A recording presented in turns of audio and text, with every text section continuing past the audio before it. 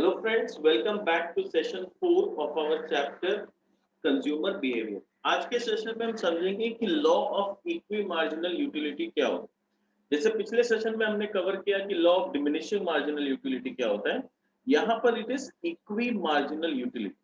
ठीक है, चलो let's start. Every consumer has a limited income but he wishes to get maximum utility from the income. ये हम लोग को सबको पता है कि जितने भी कंज्यूमर है सबका इनकम लिमिटेड है और उस लिमिटेड इनकम से वो चाहते हैं कि उनके पास मैक्सिमम यूटिलिटी आ जाए। But maximum satisfaction is relative in the sense that the maximum may not be same for all. अब ये बहुत इंपॉर्टेंट, ये बोल रहा है कि हर कंज्यूमर चाहता है कि उसे मैक्सिमम सेटिस्फैक्शन मिले, बट हर कंज्यूमर के लिए मैक्सिमम का मतलब कुछ और है ना। कोई 100 में सेटिस्फाइड है तो कोई 500 कमा के सेटिस्फाइड है, कोई 5000 कमा के भी सेटिस्फाइड नहीं है। यानी किस पॉइंट पे उसे लगता है कि मेरे को मुझे मैक्सिमम सेटिस्फैक्शन मिल गई। But maximum satisfaction is relative in the sense that maximum may not be same for all. A rich man with an income of rupees 50,000 per month tries to get maximum satisfaction from his income. On the other hand, poor man whose monthly income is just 5,000 also aims to maximize his satisfaction. यहाँ दो category के people है, एक जो 50,000 रुपए महीना कमा रहा है वो भी अपने सेटिस्फैक्शन को मैक्सिमाइज करना चाहता है, एक जो 5,000 रुपए महीना कमा रहा है वो भी अपने सेटिस्फैक्शन को मैक्सिमाइज करना चाहता है। बट दोनों का बजट लेवल अलग है। But the maximum of rich man is obviously higher than the maximum of poor man. But क्योंकि बजट लेवल दोनों का अलग है तो जो 50,000 कमा रहा है वो अपना मैक्सिमम जब अटेन करेगा, जिस भी पॉइंट पे करेगा, तो उसे जो नंबर ऑफ कमोडिटीज कंज्यूम करने के लिए मिलेंगे that will be higher than the commodity consume by the poor people. ठीक है, अब law of equi marginal equality क्या बोलते हैं? Law of equimarginal utility occupies an important place in utility analysis. अब ये थ्योरी जो है ना, ये बहुत इंपॉर्टेंट थ्योरी है। ठीक है, तो इसको बहुत आराम से और अच्छे से समझना है हम लोग। Law of equimarginal utility occupies an important place in utility analysis. It is through this law that consumers equilibrium is explained. तो ये लॉ का इंपॉर्टेंस क्या है? ये लॉ के मदद से ही हम वो इक्विलिब्रियम पॉइंट को एक्सप्लेन कर सकते हैं कि कंज्यूमर कहां जाके मैक्सिमम सेटिस्फैक्शन फील करता है with in his given budget.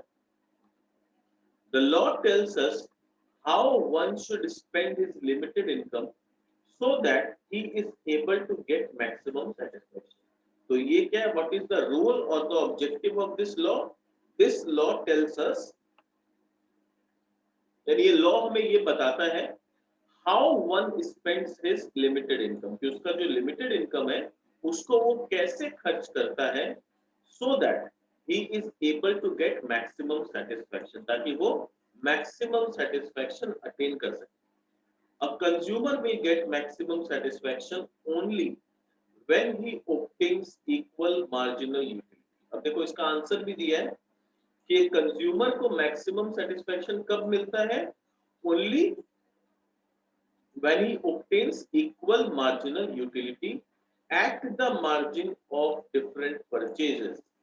यानी अलग अलग वो हो सकता है 2 4 5 कमोडिटी परचेज करे, पर जो भी कमोडिटी वो परचेज कर रहा है उन सब कमोडिटी में वो मैक्सिमम सेटिस्फैक्शन कहां पर ऑब्टेन कर रहा है। इक्वल मार्जिनल यूटिलिटी जब उसको मिलने लगेगा, जिस पॉइंट पे प्रोडक्ट ए से, प्रोडक्ट बी से, प्रोडक्ट सी से, सबसे उसको जिस पॉइंट पे उसको मैक्सिमम या फिर इक्वल मार्जिनल यूटिलिटी मिलने लगेगा, product A, product B, product C, सबसे उस पॉइंट पे बोलेंगे कि इस satisfaction is maximum. In other words, a consumer may consume different quantities of commodity, but the marginal utility obtained must be equal in all cases. देखो क्या बोल रहा है?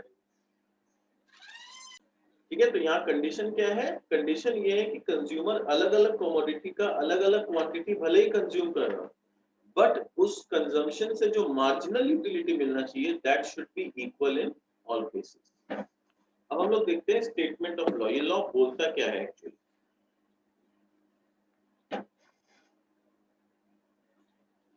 Marshall states the law of equi-marginal utility as under: if a person has a thing which he can put to several uses, he will distribute it among these uses in such a way that it has the same marginal utility for all। यानी simple language में एकदम समझाया हुआ है कि अगर किसी person के पास एक लिमिटेड रिसोर्सेज है जिसको वो बहुत सारे यूजर्स में पुट कर सकता है, जैसे हमारे पास जो मनी है वो मनी जो है हमारे पास लिमिटेड है और उस पैसे से हम अलग अलग बहुत सारे कमोडिटीज खरीद सकते हैं।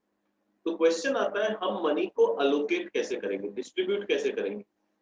फूड पे कितना खर्चा करना है, रहने पे कितना खर्चा करना है, क्लोथिंग पे कितना खर्चा करना है, एजुकेशन पे कितना खर्चा करना है, ये हमें डिस्ट्रीब्यूट करना। तो वही बोल रहा है, he will distribute it among these uses. वो इन सब खर्चों में इस तरह से अपने पैसे को डिस्ट्रीब्यूट करेगा in such a way that it has same marginal utility for all। कि अल्टीमेटली मेरा मार्जिनल यूटिलिटी फूड से, क्लोथिंग से, शेल्टर से, एजुकेशन से, जो भी जगह हम खर्चा करना चाहते हैं, marginal utility from all should be same. This law is known as law of equi marginal utility. तो इस लॉ को हम लोग क्या बोलते हैं? Law of equi marginal utility. Because when the marginal utility have been equalized through the process of substitution, we derive maximum satisfaction। अब इसको आराम से समझते हैं। तो बोल रहा है ये ऊपर समझ में आ गया कि हम अपने रिसोर्सेज को इस तरह से डिस्ट्रीब्यूट करेंगे कि मार्जिनल यूटिलिटी सबके केस में सेम। अब इसमें बोल रहा है ये law is known as equi marginal utility because, इसको इक्वी मार्जिनल यूटिलिटी क्यों बोलते हैं? Because when marginal utility has been equalised through the process of substitution, we derive maximum satisfaction। यानी अकॉर्डिंग टू दिस लॉ, जब सारे product से, मान लो commodity ए है, कमोडिटी बी है, कमोडिटी सी है, सबसे मार्जिनल यूटिलिटी अगर मुझे सेम मिल रहा है तो that is why it is called equi marginal utility, यानी इक्वल मार्जिनल यूटिलिटी। तो सबसे मुझे इक्वल मार्जिनल यूटिलिटी मिल रहा है और इस लॉ का मानना है कि जब सारे कमोडिटी से इक्वल मार्जिनल यूटिलिटी मिले वही पॉइंट होता है मैक्सिमम सेटिस्फैक्शन का। This law is also known as law of substitution. इसे लॉ ऑफ सब्स्टिट्यूशन भी बोलते हैं because here we substitute one commodity for other. क्योंकि कमोडिटी ए अगर हम यूज कर रहे थे तो अब हम ए को छोड़ के बी को यूज करने लगते हैं जब मुझे लगता है कि बी से मुझे सेटिस्फैक्शन अब कंपैरेटिवली ज्यादा मिलेगा। अब देखते हैं क्या क्या assumptions है इस लॉ के।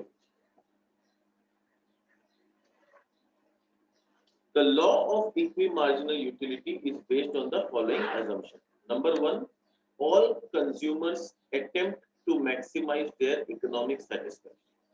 तो पहला कंडीशन क्या है? जितने भी कंज्यूमर है सब चाहते हैं कि उनका सेटिस्फैक्शन मैक्सिमम, और ये कहीं ना कहीं तक राइट भी है पर इन्होंने ऐसा अज्यूम किया है।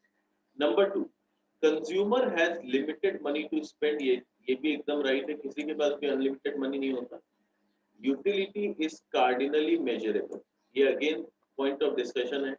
ये लोग मानते हैं ऐसा कि यूटिलिटी को हम कार्डिनली मेजर कर सकते हैं। Next, marginal utility of money remains constant. तो बेसिकली वही सारे एजम्पशंस है जो हमने मार्शल के यूटिलिटी थ्योरी में देखे थे। So income, habits, attitude, etc. of the consumer do not change। और कंज्यूमर के टेस्ट एंड प्रेफरेंस या इनकम या उनके हैबिट में किसी तरह का कोई चेंज नहीं आया। तो ये 5 एजम्पशन के हिसाब से हम लोगों ने ये theory of equi marginal utility बनाया।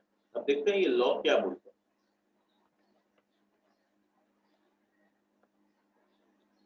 Explanation of the law. With the given income यानी income is limited. Given income का क्या मतलब होता है? That my income is limited. So with the given income the consumer will go on purchasing goods until the marginal utility of the expenditure on each goods become equal and his given income is fully spent। तो दो condition है, इसको point को एकदम note down कर लो। ये बोल रहा है कि कंज्यूमर के पास इनकम लिमिटेड है, दैट इज ओके। अब उसके बाद consumer will go on purchasing goods, consumer तब तक गुड्स को खरीदते जाएगा until marginal utility of expenditure on each goods become equal। यानी मार्जिनल यूटिलिटी ऑफ एक्सपेंडिचर, ठीक है, ये याद रखना। बहुत जल्द बोलता है मार्जिनल यूटिलिटी इज इक्वल, नहीं, marginal utility of expenditure on each goods become equal, पहला कंडीशन। ठीक है, तो ये सब एकदम दिमाग में बैठा लो, क्या चीज का, marginal utility of expenditure and his given income is fully spent, उसका इनकम पूरा खर्च होना चाहिए, सेविंग्स का यहाँ कोई बात नहीं हो रहा है, जितना उसे खर्चा करना है वो पूरा खर्च करेगा, ऐसा नहीं कि कुछ रुपया बचा लेगा या छुपा लेगा, नहीं। Marginal utility of expenditure on each good should be equal, point number 1, पहला condition. Number 2, he should spend his full income, ठीक है। In other words, the consumer will maximize his utility by allocating his given income in such a way, यानी उसका satisfaction maximum तब होगा जब वो अपने इनकम को इस तरह से allocate करेगा that the marginal utility of the last rupee spent on each goods he consume is the same। यानी लास्ट रुपी जो वो खर्च कर रहा है ना, उससे भी जो उसे मार्जिनल यूटिलिटी मिलेगा that should be same, ठीक है। Thus, the consumer will be in equilibrium when he is spending his given money income in such a manner that the following equation hold good। सब ये equation एकदम बहुत important है, यानी ये जो हम लोग पूरा थ्योरी पढ़े उसको अगर इक्वेशन के भाषा में लिखना हो तो उसका मतलब होता है MUX by PX should be equal to MUY by PY। यानी बोलने का मतलब है marginal utility derived from consumption of X divided by the price paid for X should be equal to marginal utility derived from consumption of Y divided by price of Y। अगर मैं assume करूं एक बार के लिए कि जितना मुझे price पे करना होता है that is the marginal utility I derive, तो अगर कोई सामान का दाम 10 रुपया है और उससे मुझे 10 रुपए का यूटिलिटी मिल रहा है, मार्जिनल यूटिलिटी, तो ये कट के 1 हो जाएगा। किसी का दाम 12 रुपया है तो इसका मतलब कि मुझे उससे 12 रुपये का मार्जिनल यूटिलिटी मिल रहा है, तो ये भी कट के 1 हो जाएगा। तो सर ये तो हमेशा ही 1 होता है, बट लॉजिक ये नहीं, लॉजिक ऐसा होता है एक्सपेक्टेड सेटिस्फैक्शन का बात। तो शुरू में क्या हो सकता है कि जब 10 रुपए मान लो प्राइस है, तो पहला जो यूनिट है ना वो मेरे को हो सकता है 20 का सेटिस्फैक्शन दे, दूसरा यूनिट जाके मेरे को 10 का सेटिस्फैक्शन दे, तो मेरा marginal utility is equal to price कौन सा यूनिट में हुआ, सेकंड यूनिट। तो मान लो कमोडिटी ए का मैं 2 यूनिट्स कंज्यूम करूंगा, बिकॉज यहाँ पर सेकंड यूनिट में जाके मेरा price is equal to marginal utility. अब एक लेते हैं कमोडिटी वाई, हो सकता है कमोडिटी का दाम वाई का भी दाम 10 रुपये, पर इसका जब मैं पहला यूनिट कंज्यूम करेगा ना तभी मुझे इसका 10 का यूटिलिटी मिलेगा, मार्जिनल। तो यानी यहीं पर इक्वल हो गया, पहला यूनिट ऑफ कंजम्पशन पे इक्वल हो गया, ठीक है। तो यहाँ पर MUX is equal to PX हो गया। तो यहाँ पर जो 1:1 हुआ था वो कौन से यूनिट में हुआ था, 2 यूनिट्स पे, और यहाँ पर जो MUX is equal to PX हुआ वो कौन से यूनिट पे हुआ, फर्स्ट यूनिट पे ही हो गया। इससे डिसीजन क्या हुआ कि मैं X का 2 यूनिट्स कंज्यूम करूंगा और Y का 1 यूनिट्स कंज्यूम करूंगा, ठीक है। तो this is equi marginal utility, कि जहां पर मेरा मार्जिनल इक्विलिटी इक्वल हो जाएगा दोनों से, यहाँ पर भी MUX by PX करेंगे तो 1 आया, यहाँ पर भी MUX by PX किए तो 1 आया। तो X का और Y का दोनों का सेम हुआ, बट इसका 2 यूनिट्स पे हुआ, इसका 1 यूनिट्स पे हुआ। तो मेरा अल्टीमेट डिसीजन क्या है, I will consume 2 units of X and 1 unit of. इस तरह से ये पूरा लॉ काम करता है और इस लॉ की मदद से हम डिसीजन पे पहुंचते हैं कि कितना मुझे कमोडिटी X लेना है, कितना Y लेना है, और अगर Z है तो कितना कमोडिटी Z लेना है। एंड अल्टीमेटली मेरा सेटिस्फैक्शन लेवल मैक्सिमम कहाँ होगा, जहां MUX by PX is equal to MUY by PY is equal to MUZ by PZ and so on, ठीक है। तो मेरा अभी जो मैंने कैलकुलेशन किया यहाँ पर उसके हिसाब से मैक्सिमम सेटिस्फैक्शन कहाँ अटेन हो रहा है, when I consume 2 units of X and 1 unit of Y। Clear. अब यहाँ पर एक टेबल देखते हैं, टेबल से समझने का कोशिश करते हैं। यहाँ बता रहा है जो कमोडिटी एक्स और कमोडिटी वाई दो है, तो यहाँ पर पहला यूनिट एक्स का 20 दे रहा है, वाई का 24 दे रहा है, दूसरा यूनिट 18 दे रहा है, 21 दे रहा है, 16 दे रहा है, 18 दे रहा है, फोर्थ यूनिट 14 और 15, fifth unit 12 and 12 and six unit 10 and 9। Now mu x by px, अब यहाँ तो मुझे प्राइस अभी पता नहीं है, यहाँ पर लिखा हुआ है let us assume that the price of goods x and y are rupees 2 and 3 respectively। तो इसका प्राइस 2 रुपया है, इसका प्राइस 3 रुपया है, ठीक है। तो mu x by px की तो ये आया 10, 9, 8, 7, 6 and 3। और जब y के केस में हम लोग mu y by p y किए यानी 3 रुपीज से डिवाइड करते गए तो ये आया 8, 7, 6, 5, 4 एंड। क्वेश्चन आता है दोनों सेम कहाँ पर है, कहीं पर सेम नजर आ रहा है? यस, ये 7 वाले केस में सेम नजर आ रहा है, यानी mu x by px is equal to mu y by py कहाँ हो रहा है? 7 के केस में। तो यहाँ पर क्या हो गया, यानी इससे समझ में आ रहा है कि x का I will consume 4 units and y का I will consume 2 units, तब जाके मेरा satisfaction level will be maximum। ठीक है, अब देखते हैं ये लोग किस तरह से एक्सप्लेन किया इस थ्योरी को।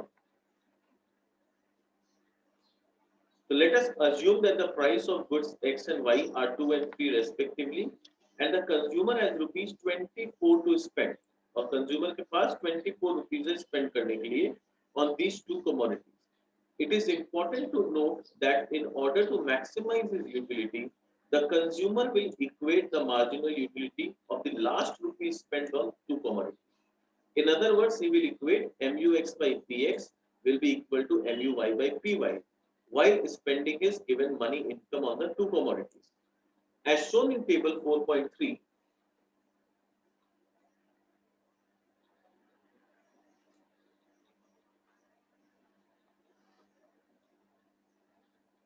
so as shown in table 4.3, by dividing marginal utility of x, that is mu x by rupees 2, and marginal utility of y, that is mu y by rupees 3, we get mu x by px and mu y by py respectively.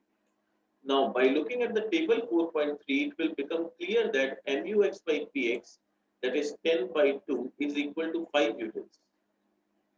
ठीक है, कहाँ पर है ये 10 by 2?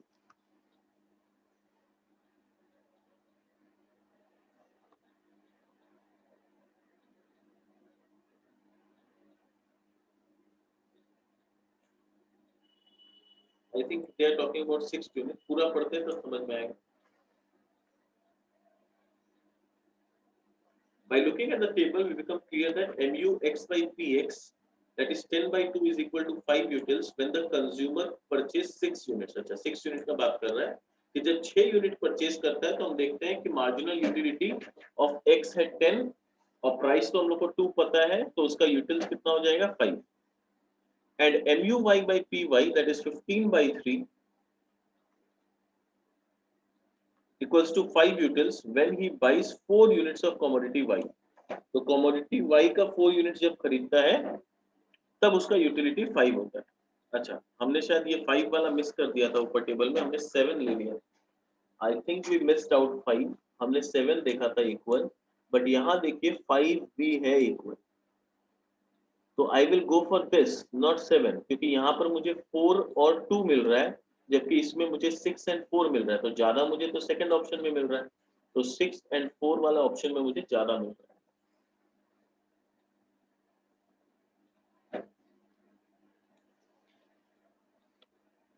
When he buy 4 units of commodity Y, therefore the consumer will be in equilibrium when he is buying 6 units of X and 4 units of Y, and will be spending 12 plus 12, 24 rupees in all। तो यहाँ पर हम लोग देखेंगे कि जब वो 6 unit of X और 3 यूनिट्स ऑफ Y खरीद रहा है तो उसका 24 रुपीज पूरा खर्च भी हो जा रहा है जो उसके पास था। This is the equilibrium position where the consumer maximizes his utility। तो ये वो equilibrium point है जहां पर consumer का satisfaction level is highest। ठीक है, clear?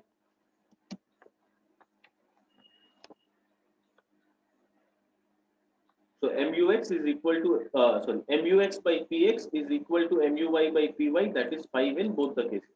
Thus 5 is the marginal utility of the last rupee spent on each of the two commodity he purchases.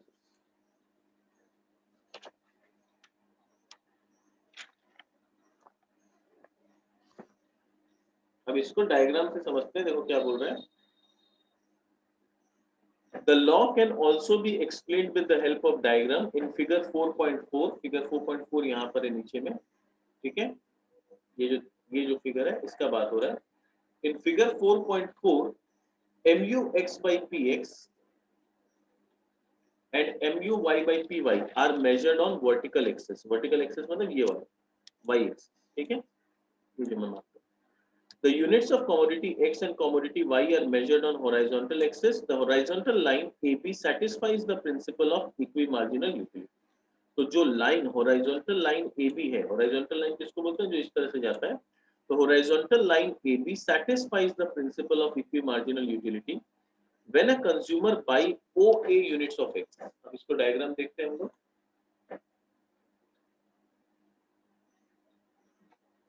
So when a consumer buys OA units of X, OA दिख रहा है, this is OA,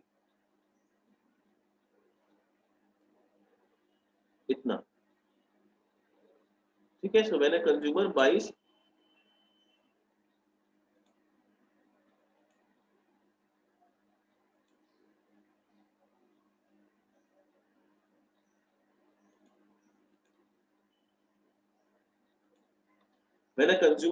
OA units of X and OB units of Y, तो OB ये हो गया, OA ये हो गया. So OA units of X and OB units of Y. MUX by PX and MUY by PY are equal to EO. तो उस समय MUX by PX और MUY by PY ये दोनों केस में हम लोग देखेंगे इक्वल होता है. तो यहाँ पर जो हाइट है और यहाँ पर जो हाइट है, बेसिकली ये जो EO का बात हो रहा है, दैट इज बेसिकली सेम, ठीक है. पर क्वांटिटी दोनों में अलग है. OB का हम देख सकते हैं क्वांटिटी कम है, OA का हम लोग देख सकते हैं क्वांटिटी ज्यादा है, ठीक है. और ऐसा क्यों हो रहा है, क्योंकि ये वाला जो MUX का जो ग्राफ है वो थोड़ा फ्लैट है, MUY का जो ग्राफ है वो थोड़ा स्टीप है. तो इसीलिए दोनों का फैक्टर अलग अलग आ रहा है, क्वांटिटी अलग अलग आ रहा है. तो यहाँ पर हम लोग जब OA क्वांटिटी लेते हैं तो वो E तक पहुंचता है, और यहाँ पर जब हम OB क्वांटिटी लेते हैं तब वो E तक पहुंचता है. तो दोनों का अल्टीमेटली जो MUX by PX और MUY by PY है वो दोनों इक्वल होना चाहिए, और वो इक्वल होता है EO. Suppose marginal utility of money for the consumer falls to OE1. अब बोल रहा है कि मान लो, अज्यूम करो कि मार्जिनल यूटिलिटी ऑफ मनी पहले OE था, अब मान लो मार्जिनल यूटिलिटी ऑफ मनी गिर के OE1 पे आ गई. अब क्या होगा? Because of the increase in his money income, क्योंकि उसका मनी इनकम बढ़ गया तो मार्जिनल यूटिलिटी ऑफ मनी उसका फॉल हो गया. He will then increase the purchase of goods X and Y to OA1 and OB1. तो अब उसका मार्जिनल यूटिलिटी ऑफ मनी गिर गया, तो अब उसका परचेजिंग पावर बढ़ गया इनकम बढ़ने से, तो वो ज्यादा A और ज्यादा B खरीद सकता है. तो he will go on purchasing OB1 and OA1. अब यहाँ पर भी हम लोग देखेंगे अल्टीमेटली क्या हुआ, उसका दोनों का सेटिस्फैक्शन E1 तक पहुंच गया. तो मेरे को ये मेक श्योर करना है कि मेरा MUX by PX और MUY by PY इक्वल होना चाहिए, and that should be equal to marginal utility of money. यानी पूरा कंप्लीट क्या हो गया, MUX by PX should be equal to MUY by PY, ठीक है, and that should be equal to marginal utility of money. ये जब जहां पर सेटिस्फाई करेगा ना, वहां मेरा ग्राफ बनेगा. Is it clear? तो ग्राफ कैसे बनाना है, मेरा y एक्सिस में बनेगा MUX by PX and MUY by PY. मेरा जो x एक्सिस है, x एक्सिस में मेरा quantity of x and quantity of y बनेगा. ये x का पार्ट था, ये y का पार्ट था. फिर ये मार्जिनल यूटिलिटी ऑफ y है, ये मार्जिनल यूटिलिटी ऑफ x है. अब MUX by PX का जो लाइन है वो ये x एक्सिस और y एक्सिस है. अब यहाँ पर दोनों जन को इक्वल होना जरूरी है. बट अगेन जैसे सबका लिमिटेशन होता है, इसका भी कुछ लिमिटेशन है. क्या लिमिटेशन है इसका? limitations of the law.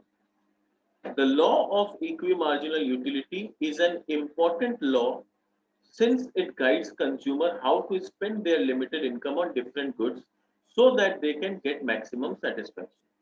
But in practice, पर practice में practical life में हम लोग देखते हैं ऐसा बहुत ज्यादा होता नहीं. The consumer may find it difficult to apply this law. क्यों? Number one. Firstly, it is really difficult for consumers to know the marginal utility of different goods. Utility is not measurable. तो यहाँ तो हम लोग assume कर रहे हैं कि हमें मार्जिनल यूटिलिटी ऑफ एक्स और मार्जिनल यूटिलिटी ऑफ वाई पता है, तो हमने क्या किया, यहाँ पर ऐसा और ऐसा एक ग्राफ बना दिया और यहाँ बीच में M U X by P X कर दिया और यहाँ पर क्वांटिटी बना दिया. पर ऐसा तभी पॉसिबल है जब मार्जिनल यूटिलिटी मेजर करना पॉसिबल हो. बट प्रैक्टिकली सोचो, जब हम लोग बाजार में कोई सामान खरीदने जाते हैं तो क्या हम इंडिविजुअल प्रोडक्ट का मार्जिनल यूटिलिटी कैलकुलेट कर पाते हैं? It is not possible. Secondly, many consumers are ignorant and cannot compare the marginal utility. और बहुत सारे कंज्यूमर तो इग्नोरेंट होते हैं और वो कंपेयर भी नहीं कर सकते marginal utility of different goods.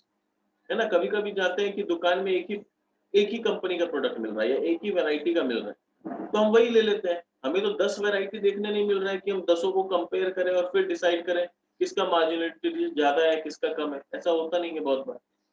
In other words, they may not know which goods give them greater satisfaction and which less. कौन सा हमें ज्यादा अच्छा लगता है, कौन सा हमें कम अच्छा लगता है, ये तो तब पता चलेगा जब हमने 10 अलग-अलग चीजों को या वेरियस अलग-अलग वैरायटीज ट्राई किए. पर नॉर्मली ऐसा होता नहीं है कि वी ट्राई मेनी थिंग्स. हम लोग को एक नजर में जो समझ में आता है, पसंद आता है, ले लेते हैं विदाउट ट्राइंग द अदर. तो वहां पर फिर कैसे जज करेंगे कि दूसरा जिसको मैंने छोड़ दिया उससे ज्यादा सेटिस्फेक्शन नहीं मिलता, है ना. Number 3. Thirdly, most consumers acquire certain habits and customs, as for example, smoking bidis and cigarettes or drinking liquor. In such case, money income of the consumer is not properly utilized. ठीक है, तो जहां पर addiction का case आ जाता है, जहां लोग किसी चीज का हैबिट बना लेते हैं या कस्टम बना लेते हैं, वहां से सेटिस्फेक्शन मिले या ना मिले, अगर it is habit so they will consume. तो वहां पर कोई इस तरह का श्योरिटी नहीं है कि पैसा को हम प्रॉपर्ली यूटिलाइज कर. Fourthly, the law is not applicable in case of individuals. The concept of margin does not go together with the concept of indivisibles. Okay, sorry, मैंने इंडिविजुअल बोला, ये इनडिविजिबल है. तो बोल रहा है कि this law is not applicable in certain products जो इनडिविजिबल है, यानी जिसको हम डिवाइड नहीं कर सकते. मुझे सिर्फ 1.5 रोटी खाने का मन है, पर रोटी अगर मैं बाजार में खरीदूंगा तो वो 1.5 रोटी नहीं देगा, वो बोलेगा आपको 1 लो या 2 लो. तो वहां तो रोटी को डिवाइड करके वो नहीं देगा मेरे को. तो वहां पर फिर कैसे जज करेंगे? तो जहां पर जो कमोडिटी को हम डिवाइड नहीं कर सकते, तो वहां पर फिर कंसेप्ट ऑफ मार्जिन अप्लाई नहीं हो सकता. तो the concept of margin does not go together with the concept of indivisible, that is commodity which can not be subdivided into smaller units. Lastly, marginal utility of money is not constant. Assumption में ये माना गया है कि marginal utility of money constant है, पर ऐसा practically नहीं है. Marginal utility of money भी constant नहीं होता. As the consumer spends more and more of his income in buying more and more units of the commodity, the marginal utility of money income rises. यानी जितना ज्यादा वो खर्च करने लगता है ना, वैसे वैसे उसका क्या होता है, पैसा कम होने लगता है. और जब पैसा कम होने लगता है तो मार्जिनल यूटिलिटी और ज्यादा राइज होने लगता है. सपोज फॉर एग्जांपल आपके हाथ में 50,000 रुपए, उसमें से आपको 2,000 रुपए खर्च करना है, आपको दिक्कत नहीं होगा, you will take quick decision, ठीक है ले लो, ठीक है. पर मंथ एंड आते आते जब आपके पास मान लो सिर्फ 4,000 रुपए बचे हैं और अब आपको डिसीजन लेना है कि 2,000 का कोई चीज खरीदे या नहीं, now you will think twice. तो जब 50,000 हाथ में थे तब हमने 2,000 खर्च करने के बारे में नहीं सोचा, ऐसे ही खर्च कर दिया. अब जब 4,000 रुपए हाथ में है, मंथ एंड आते आते सब पैसे खत्म हो गए, खर्च हो गए, अब 2,000 का खर्चा करने के लिए हम सोचेंगे. क्यों? क्योंकि अब मेरा marginal utility of money has increase of my income. ठीक है, मनी इनकम का मार्जिनल यूटिलिटी बढ़ गया क्योंकि हाथ में रुपए बहुत कम बचे. ठीक है, thus for various reasons the consumer may find it difficult to spend his income according to the law of equimarginal utility.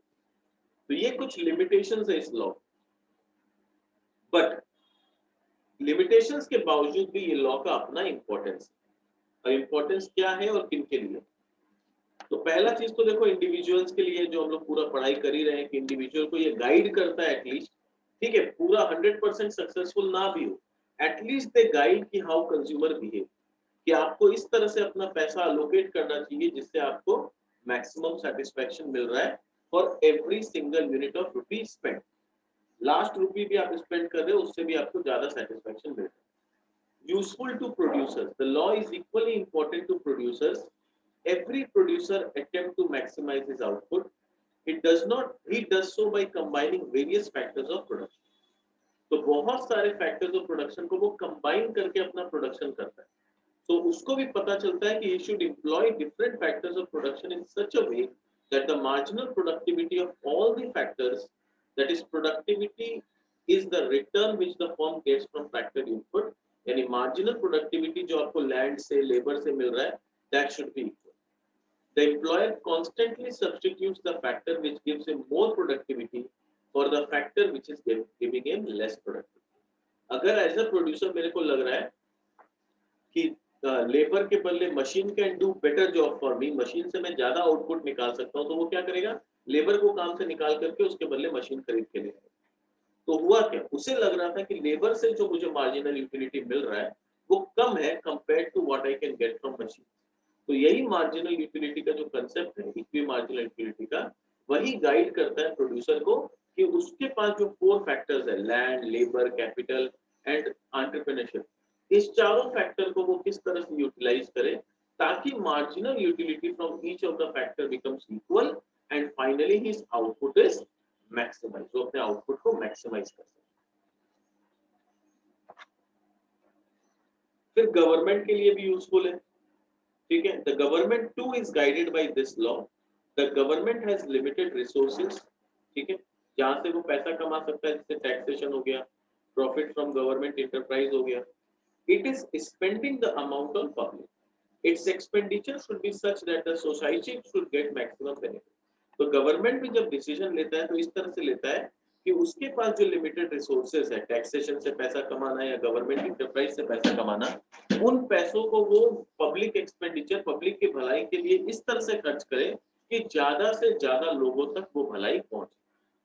So government expenditure is therefore guided by the principle of maximum social profit, कि maximum social profit से government का पूरा objective satisfy हो जाए, ठीक है। So this was all about law of equi marginal utility.